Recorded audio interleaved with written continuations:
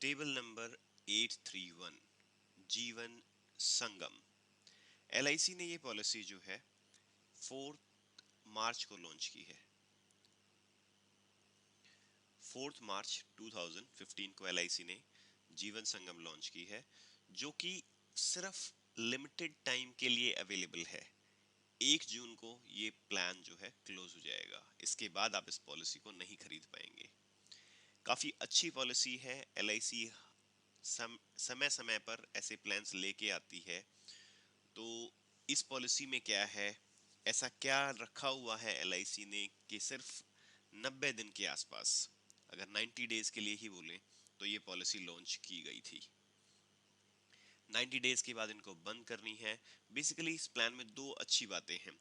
एक तो ये है कि ये सिंगल प्रीमियम है, आपको वन टाइम पेमेंट ही करनी है, बार बार पेमेंट नहीं करनी है। दूसरा, ये गारंटेड प्लान है। गारंटेड का मतलब है हम आपको आज बताएंगे कि मैच्योरिटी पे आपको क्या मिलने वाला है। तो गारंटेड प्लान्स जो हैं वो जब भी आएंगे वो थोड़े से टेन्योर के लिए आते हैं। और ऐसे बहुत से एलआईसी के कस्टमर्स हैं जो हमेशा वेट करते हैं वन टाइम लमसम इन्वेस्ट करने के लिए, क्योंकि वो बार बार की उस लायबिलिटी से बचना चाहते हैं जो हर साल उनको इन्वेस्ट करने का। कई कई बार पैसे होते हैं, कई बार पैसे नहीं होते हैं। लेकिन सिंगल प्रीमियम जैसी जो बात है वो तो दूसरे प्लानों से कई मायनों में बेटर है। अगर आप कहीं वन टाइम, आपने आज वन टाइम पैसे दिए, आज आपके पास 10 लाख रुपए हैं, आपने एलआईसी में इन्वेस्ट कर दिए और आप निश्चिंत हो गए। अब मैच्योरिटी पे आपको पैसे मिलेंगे। वो हर साल साल का जो लफड़ा है वो इन पॉलिसीज में नहीं होता। तो 90 डेज के लिए ये पॉलिसी आई है। ऑलमोस्ट 90 डेज बोलेंगे इसको। ये पॉलिसी आई है। क्या फीचर्स हैं इसके, कौन ले सकता है इस पॉलिसी को, किसके लिए बेस्ट सूटेबल है ये प्लान, उसके ऊपर हम चर्चा करेंगे। हम जो भी चर्चा करेंगे वो पॉइंट वाइज करेंगे, ताकि एट द एंड इस प्रेजेंटेशन के बाद हम ये चीज चेक कर सकें कि कितने पॉइंट्स इस पॉलिसी में हैं। तो सबसे पहला जो पॉइंट है वो ये है कि ये सिंगल प्रीमियम पॉलिसी है, वन टाइम पेमेंट इसमें करनी है। सेकंड, ये नॉन लिंक्ड है। मतलब आप ये मानिए कि शेयर मार्केट से इसका कोई लेना देना नहीं है, या फिर इसको मैं अगर कहता हूं गारंटेड प्लान है तो कोई दो राय नहीं होगी। तो सिंगल प्रीमियम है, नॉन लिंक्ड है, गारंटेड प्लान है, हाई रिस्क प्लान है। इंश्योरेंस कवर इसमें फ्री दिया जा रहा है। हाई रिस्क प्लान, जो भी आप प्रीमियम पे करते हैं, जो भी अभी प्लान लेंगे, तो बाय डिफॉल्ट इसमें काफ़ी ज़्यादा इंश्योरेंस कस्टमर को मिलता है। विद प्रॉफिट प्लान, कई बार क्या होता है, हम कोई पॉलिसी लेते हैं जैसे टर्म इंश्योरेंस, उसमें हम सिर्फ प्रीमियम पे करते हैं और मैच्योरिटी वे कोई अमाउंट नहीं मिलता। यहाँ पर जो भी आप प्रीमियम पे करेंगे उससे कुछ ना कुछ ज़्यादा ही आपको मिलेगा मैच्योरिटी पे। तो ये विद प्रॉफिट प्लान है। बात करते हैं कुछ एज एंट्री वगैरह से लेकर। पांचवा पॉइंट है एज एंट्री। कौन कौन लोग, किस एज के लोग इस पॉलिसी को ले सकते हैं। 6 साल से लेकर 50 साल, 50 ईयर्स तक के लोग इस पॉलिसी को ले सकते हैं। कहने का मतलब है 6 साल, जिनकी जिनकी एज 6 साल कंप्लीट हो चुकी हो, लास्ट बर्थडे, और 50 साल नियरेस्ट बर्थडे। ये चीज ध्यान रखने की है। 6 साल पूरे हो चुके हैं तो वो बच्चा भी इस पॉलिसी को ले सकता है, पेरेंट्स उसके नाम पे भी इस पॉलिसी को ले सकते हैं। और 50 ईयर्स नियरेस्ट बर्थडे, यानी कि 50 साल 6 महीने में एक दिन कम भी अगर है, 50 साल 6 महीने में एक दिन कम है, तो वो भी इस पॉलिसी को ले सकते हैं। अगला अच्छा पॉइंट इसमें ये है, जो सिक्स्थ पॉइंट है, वो है कि टर्म। एक ही टर्म रखी हुई है, फिक्स टर्म है, और वो टर्म है 12 साल। 12 साल पे आपको मैच्योरिटी मिल जाएगी। हाई रिस्क प्लान होने का बेनिफिट, अगला जो पॉइंट है वो है टैक्स बेनिफिट। जो भी हम इसमें प्रीमियम पे करेंगे वो और जो मैच्योरिटी मिलेगी वो दोनों ही टैक्स फ्री होंगी।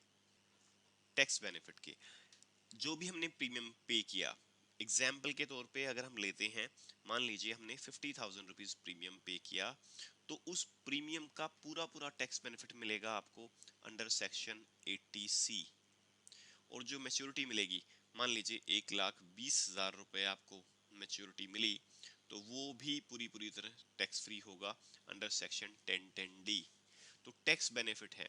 और मैं अगर कहूं तो बेसिकली ये पॉलिसी बिकेगी भी टैक्स बेनिफिट के कारण। एक टैक्स बेनिफिट के कारण और दूसरा गारंटी होने के कारण, क्योंकि किसी तरह का कोई रिस्क इन्वॉल्व नहीं है और टैक्स बेनिफिट है। इन दो पॉइंट्स के ऊपर, point number 2 and point number 7 को इस प्रेजेंटेशन के अंत में एक बार हम डिटेल्ड में स्टडी करेंगे। आमतौर पर हर पॉलिसी के बारे में हम बात करते हैं, जब भी कभी बात करते हैं तो हम बात करते हैं इंश्योरेंस की, कि 5 लाख रुपए की पॉलिसी है, 10 लाख रुपए की पॉलिसी है, या फिर हम कहते हैं प्रीमियम के ऊपर कि अगर मैं 50,000 रुपये प्रीमियम दूं तो क्या मिलेगा। इंश्योरेंस और प्रीमियम के ऊपर बात होती है। नॉर्मली जो एंडोमेंट प्लान्स होते हैं उसमें हम कहते हैं कि 5 लाख रुपए की पॉलिसी मैंने ली तो क्या मिलेगा, या फिर हम कहते हैं 50,000 रुपये प्रीमियम मैं पे कर सकता हूँ तो मुझे क्या मिलेगा। इस पॉलिसी की जो कैलकुलेशंस हैं वो सारी बेस्ड हैं मैच्योरिटी सम एश्योर्ड के ऊपर। तो ये जो टर्म है ये काफी इंपॉर्टेंट हो जाती है, समझना है कि मैच्योरिटी सम एश्योर्ड क्या है। बेसिकली मैच्योरिटी सम एश्योर्ड का मतलब ये है कि जो मैच्योरिटी मिलने वाली है, जो गारंटेड पार्ट है, उसको हमने मैच्योरिटी सम एश्योर्ड कहा है। जब भी हम जहां भी इस पॉलिसी की बात करेंगे, अगर मैं कहता हूं कि 1 लाख रुपए का मैच्योरिटी सम एश्योर्ड मैं चाहता हूं, मतलब मैं मैच्योरिटी चाहता हूं, तो मैच्योरिटी पे मुझे क्या मिलेगा, मैच्योरिटी सम एश्योर्ड जो कि गारंटेड है प्लस लॉयल्टी एडिशन। ये वेरिएबल है और एलआईसी की परफॉर्मेंस के हिसाब से मिलता है, कहीं ना कुछ एडिशनल मिल रहा है गारंटेड के अलावा। अब आप समझिए कि गारंटेड का मतलब ये नहीं है, अगर जहां पे भी आप देखेंगे मैच्योरिटी सम एश्योर्ड, इसका मतलब है 1 लाख रुपए तो है ही है, ऊपर से लॉयल्टी एडिशन भी।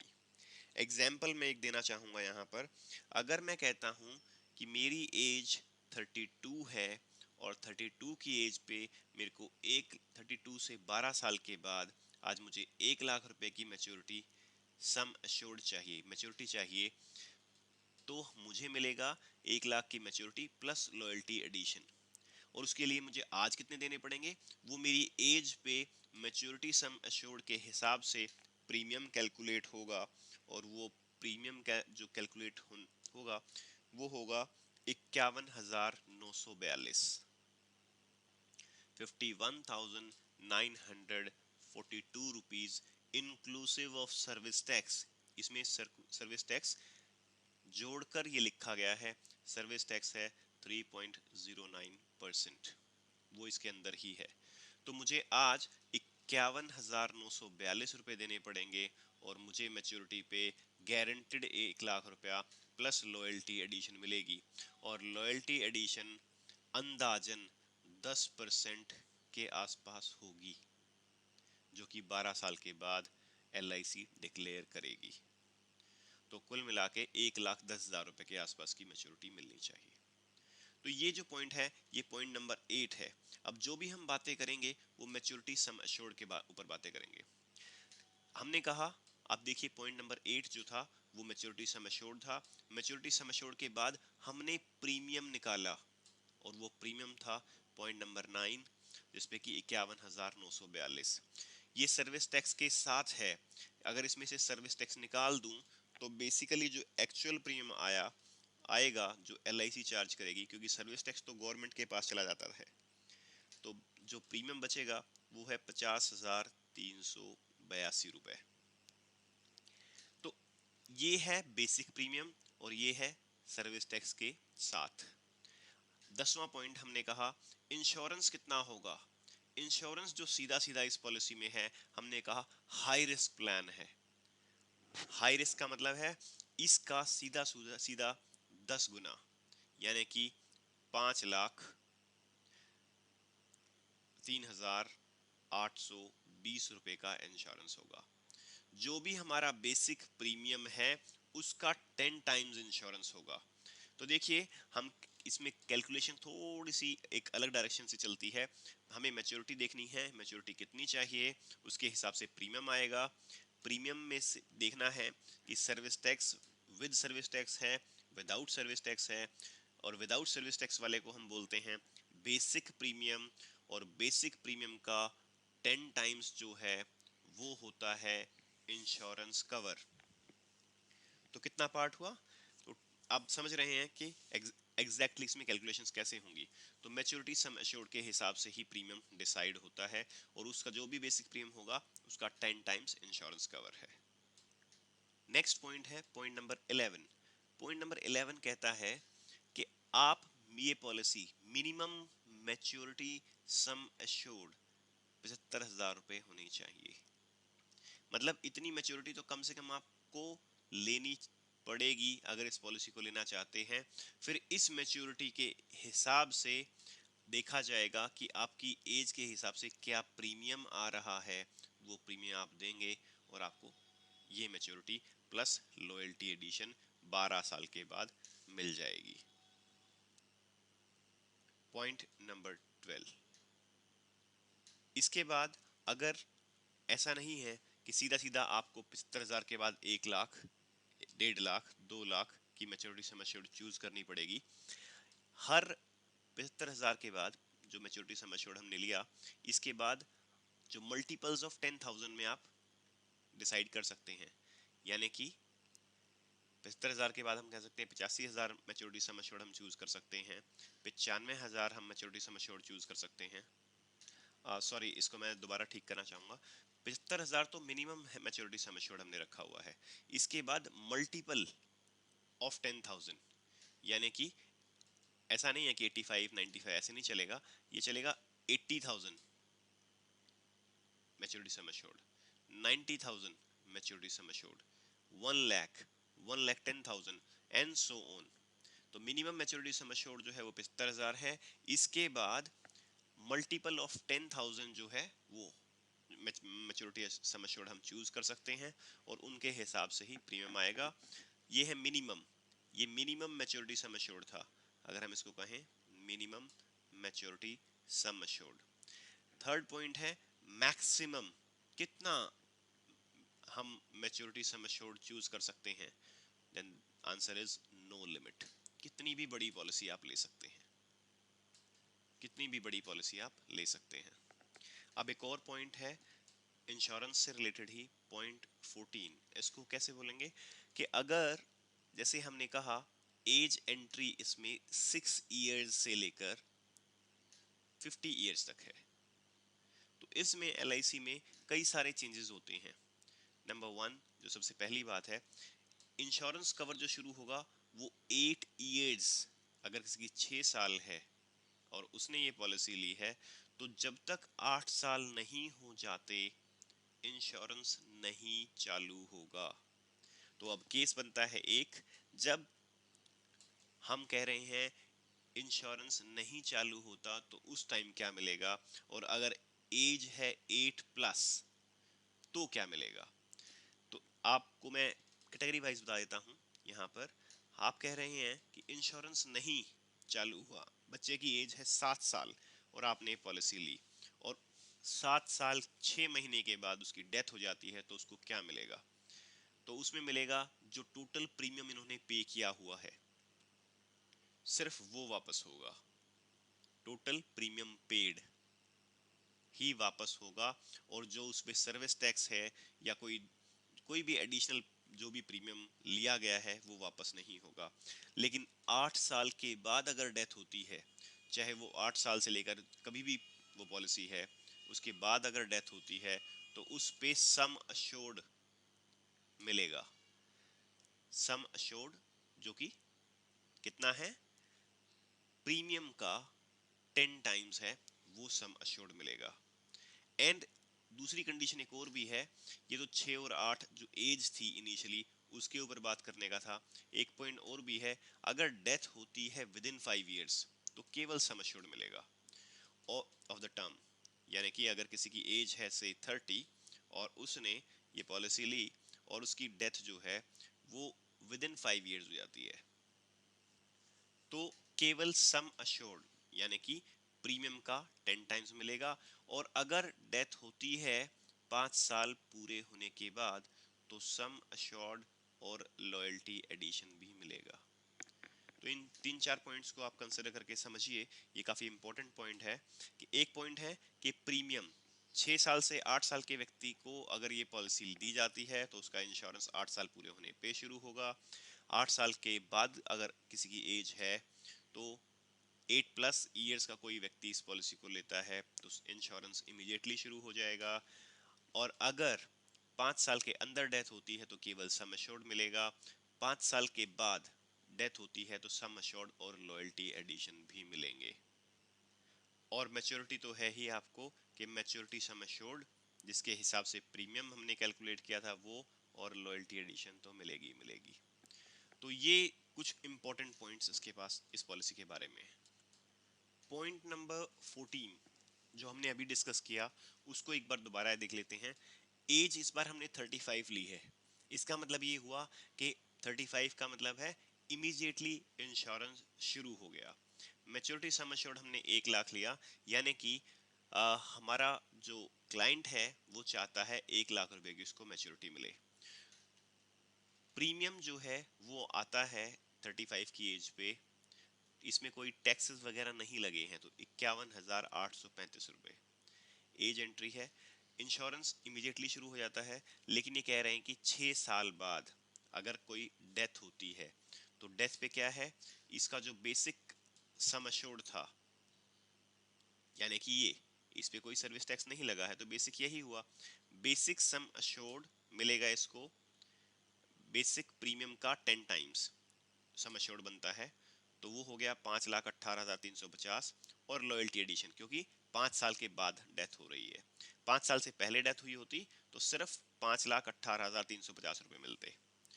इसके बाद अगर 47 की बात करते हैं 12 साल के बाद इनको मैच्योरिटी सम एश्योर्ड जो कि 1 लाख रुपया है वो, और लॉयल्टी एडिशन मिल रहा है। तो ये एक अच्छा पार्ट है। तो यहाँ से ये पॉइंट क्लियर हो जाता है। अब पॉइंट नंबर 15 की बात करते हैं। इसमें 2-3 काफ़ी अच्छे पॉइंट्स हमारे पास हैं, उनके बारे में भी हम बात करेंगे। पॉइंट नंबर 15 की अगर बात करते हैं तो 15 पे राइडर्स अवेलेबल नहीं है। तो यहाँ पर मैं पॉइंट नंबर 15 लिख देता हूँ ताकि कोई मिसअंडरस्टैंडिंग ना हो। राइडर्स इस पॉलिसी में एक्सीडेंटल जैसे या दूसरे राइडर्स नहीं अवेलेबल नहीं है, क्योंकि कहा जा चुका है पहले ही ये प्लान हाई रिस्क प्लान है तो राइडर्स नहीं है।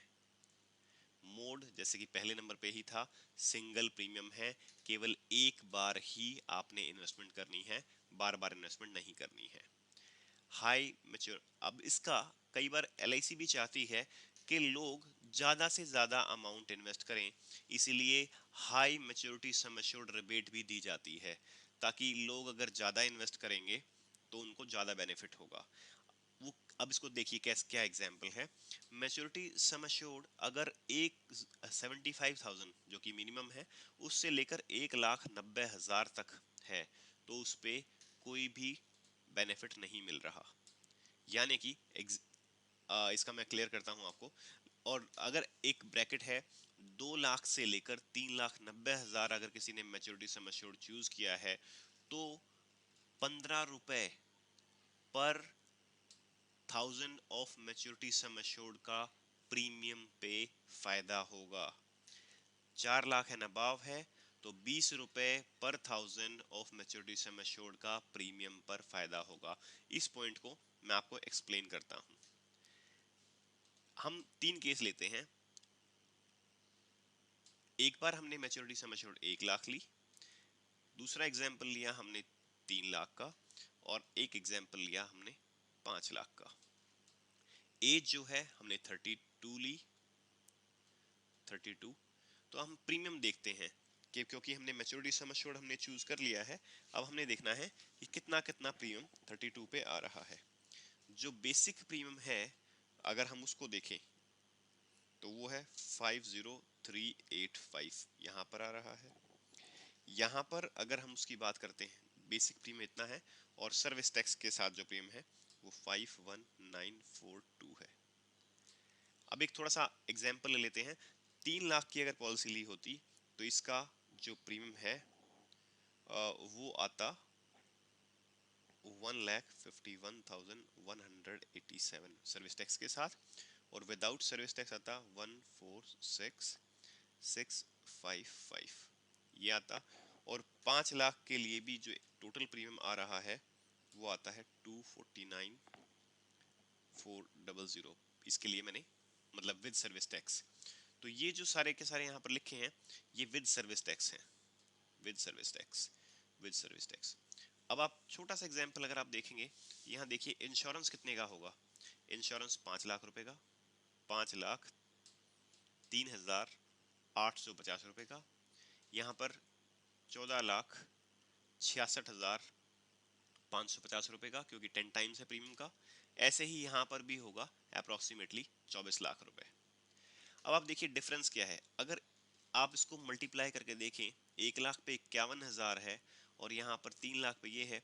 अगर आप इसको 1-1 लाख की 3 पॉलिसियां लेते हैं तो आप देखिए कि 1 लाख पे आपको कम मिल रहा है, लेकिन 3 लाख पे जो डिफरेंस है प्रीमियम का, यानी कि इसको अगर मैं 3 से मल्टीप्लाई करूं और उसमें से ये प्रीमियम माइनस करूं तो लगभग लगभग 4,639 रुपए का बेनिफिट है। मतलब अगर आप 3 लाख रुपए की पॉलिसी लेते हैं तो आपको अंदाजन 1,300 रुपए हर लाख पे बेनिफिट है, तो प्रीमियम सस्ता होता है। उसी तरह से अगर हम 5 लाख के लिए बात कर रहे हैं, 2,49,000 प्रीमियम आ रहा है, तो लगभग लगभग इसके मुकाबले अगर हम बड़ी पॉलिसी लेते हैं तो हमें कम प्रीमियम पे करना पड़ेगा, 10,000 तक प्रीमियम कम पे करना पड़ेगा, क्योंकि ये मोड रिबेट है। एलआईसी यही कह रही है कि अगर आप बड़ी पॉलिसी लेंगे तो हम आपसे प्रीमियम भी कम लेंगे। ठीक है, तो ये जो पॉइंट है ये 16th पॉइंट था रिबेट वाला।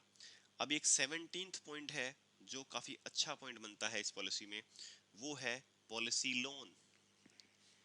आप 3 महीने के बाद, दूसरी एंडोमेंट पॉलिसीज जो हैं वो 3 साल के बाद ही लोन ले सकते हैं आप, क्योंकि एलआईसी में इस तरह की पॉलिसीज में बहुत बड़ा प्रीमियम इन्वेस्ट होता है। 50 लाख तक, 5 करोड़ तक या 50 करोड़ तक भी प्रीमियम आ सकता है। और जब कोई व्यक्ति बड़ा प्रीमियम लगाता है तो हमेशा ही वो चाहता है कि उसके पास लिक्विडिटी हो। तो आप पॉलिसी लोन देखिए, 17th जो पॉइंट है वो हमारा वो लोन है। लोन के लिए आपको बहुत ज्यादा इंतजार नहीं करना पड़ेगा, आप 3 महीने के अंदर भी इस पे लोन ले सकते हैं। आप देखिए, अगर आपकी एज 45 से कम है तो 3 महीने से लेकर 3 साल तक आपको आपकी सरेंडर वैल्यू का 55% तक लोन मिल सकता है। यानी कि अगर मान लीजिए कोई इमरजेंसी 6 महीने बाद आ जाती है तो अंदाजन आधा पैसा आपका जो भी आपने इन्वेस्ट किया है उसका आपको मिल जाएगा। और यहाँ पर अगर 46 से 50 की एज है तो 40% जो आपने पैसा इन्वेस्ट किया है वो आप ले सकते हैं। ये एक अच्छा फीचर है। आप देखिए कि किसी भी वक्त इस पॉलिसी के ऊपर लोन मिल सकता है 3 महीने के बाद, और बंद करना चाहते हैं तो बंद होने के बाद भी। और ऐसा भी नहीं है कि आपने अगर गलती से इन्वेस्ट हो गया और आपको लगता है कि पैसा जो है मेरा पैसा फंस गया या आपको वेट करना पड़ेगा, तो पॉइंट नंबर 18 भी हम नोट कर लेते हैं कि जो है सरेंडर के ऊपर बात करते हैं। नहीं, आपको लोन नहीं चाहिए, आप किसी भी कंडीशन में सरेंडर करना चाहते हैं तो ये है कि अगर चेक क्लियर हो चुका है, पॉलिसी बॉन्ड मिल चुका है, सारी फॉर्मेलिटीज पूरी हो चुकी हैं, 1 साल के अंदर अगर इस पॉलिसी को फिर बंद करते हैं तो जितना आपने इन्वेस्ट किया है उसका 70% तक आपको मिल जाएगा। इंटरेस्ट की बात नहीं हो रही, प्रीमियम की बात हो रही है। अब यहाँ पर कंफ्यूज मत होना कि 1 लाख का कुछ नहीं, इस एग्जाम्पल की तौर पे हम देखिए, 1 लाख तो मेच्योरिटी सम एश्योर्ड था, हमने इन्वेस्ट किया 50,385 एक्चुअली, क्योंकि सर्विस टैक्स तो गवर्नमेंट के पास चला गया। तो ये 50,000 का अगर मैं आज ही सरेंडर करता हूँ, चेक क्लियर होने के बाद, पॉलिसी बॉन्ड आने के बाद, 3 महीने भी वेट नहीं करना चाहता, तो मुझे इसका 70% यानी कि 35,000 रुपए आज ही मिल सकते हैं। ये एक जबरदस्त फीचर इस पॉलिसी में है। इसके बाद आप देखिए, अगर दूसरे साल के बाद कभी भी बंद करते हैं तो 90% आपको सिंगल प्रीमियम मिलेगा। तो ये खास बात है। मतलब लोन लेने का, लोन भी ले सकते हैं आप, अगर आपको कोई शॉर्ट टर्म फाइनेंशियल पैसे की ज़रूरत है, जिसमें कि आप उसको वापस रिकवरी के बाद इस पॉलिसी में कर सकते हैं, वापस पे कर सकते हैं, क्योंकि इंटरेस्ट है, गारंटेड है। ऐसे प्लान्स काफ़ी कम टाइम के लिए आते हैं। सेकेंड ईयर्स के बाद 90% आपको मिल सकता है।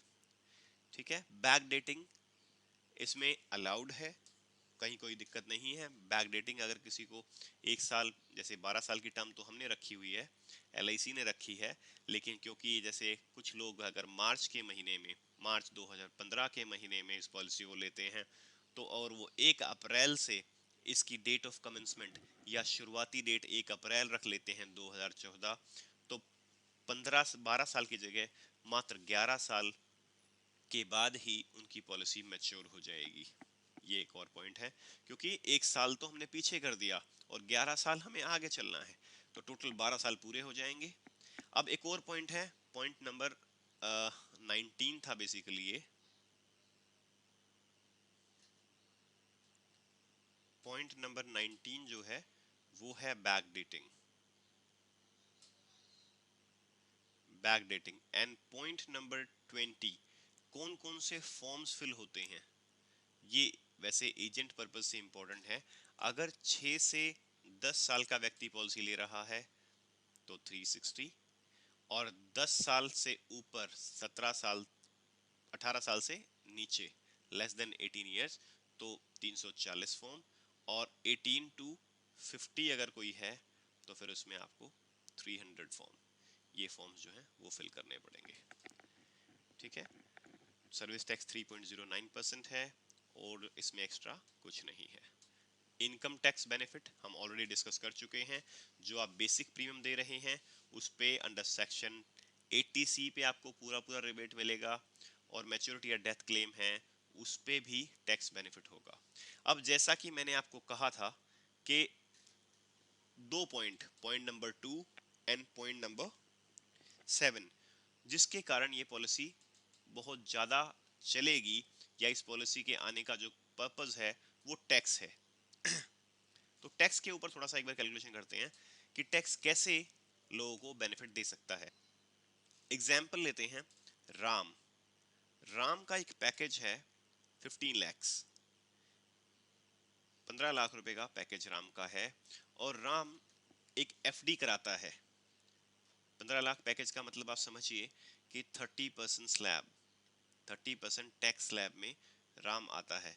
यानी कि राम 15 लाख के ऊपर राम की जो भी अर्निंग होगी, 30% उसका, उसको टैक्स देना पड़ेगा। 30% उसका टैक्स जो है उसको देना पड़ेगा। यानी कि अगर उसको कहीं से भी अर्निंग होती है, और अगर उसको 2 लाख रुपए की अर्निंग हुई, तो इसका मतलब ये हुआ कि उस 2 लाख के ऊपर 30% टैक्स गवर्नमेंट को जाएगा। यानी कि 60,000 रुपए सीधे सीधे गवर्नमेंट को चले गए। इसमें मैंने एजुकेशन सेस नहीं लिया है, लेकिन रफ एस्टिमेट आप समझिए कि 2 लाख की अर्निंग अगर होती है तो उसको 60,000 रुपए गवर्नमेंट को देने पड़ेंगे। एक्चुअल इनकी अर्निंग जो है वो 1,40,000 हुई। अब मान लीजिए राम ने इन्वेस्ट किया 10 लाख रुपीज कहीं पर भी, और 10 साल के बाद या 12 साल के बाद राम को उसके ऊपर 10 लाख रुपए की अर्निंग हुई, जैसे कि हमारी पॉलिसी में भी है। हम कहते हैं कि आपने एक प्रीमियम पे किया, जीवन संगम में एक प्रीमियम पे किया, और मैच्योरिटी पे आपको amount with profit bonus add होके मिला। लेकिन मैं जीवन संगम की बात नहीं कर रहा, मैं FD की बात कर रहा हूं, या कहीं से भी बात कर रहा हूं। तो जो ये इनकम होगी, ये इनकम ये तो उसका जो उसका बेसिक अमाउंट था ये तो वही है, लेकिन ये इनकम जो है ये उसकी इनकम में ऐड हो जाएगी।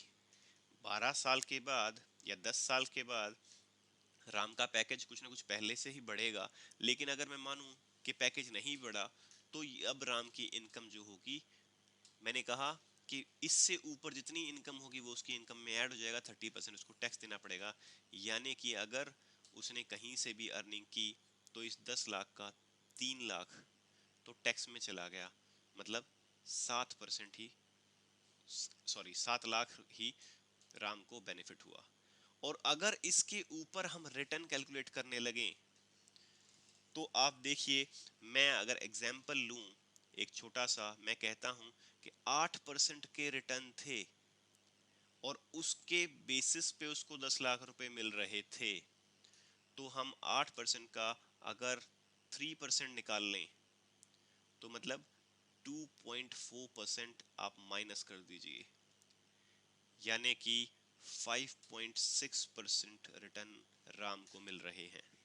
क्योंकि हमने कहा 30% सीधा सीधा, तो 30% जो है हमने इसका माइनस किया।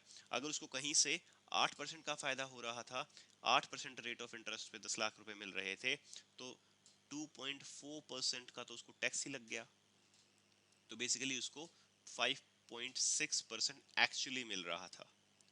लेकिन हमने कहा कि LIC में अगर ये पैसा लगा है तो हम किसी तरह का कोई टैक्स नहीं काटेंगे, उसको 1010D का बेनिफिट मिलेगा, वो पूरा का पूरा 10 लाख रुपए अपने घर ले जा सकता है, कोई टैक्स नहीं लगेगा। इसका मतलब आप समझिए LIC ने क्या करने की कोशिश की है। LIC चाहती है कि लोग वन टाइम इन्वेस्ट करें, क्योंकि अमाउंट ज़्यादा है, बड़ा अमाउंट इन्वेस्ट होगा, और ऐसे लोग बहुत हैं जो टैक्स बचाना चाहते हैं। और मैच्योरिटी पे, क्योंकि जितना बड़ा पैकेज होगा उतना ज़्यादा टैक्स लगता है।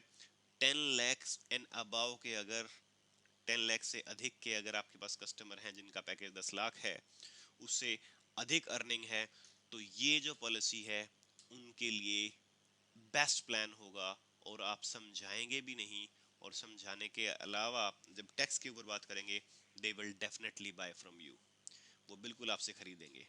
और ये तो सिर्फ हमने सीधा सीधा टैक्स की बात की, इंश्योरेंस कवर को भी तो देखिए आप, जो कि प्रीमियम का 10 टाइम्स है।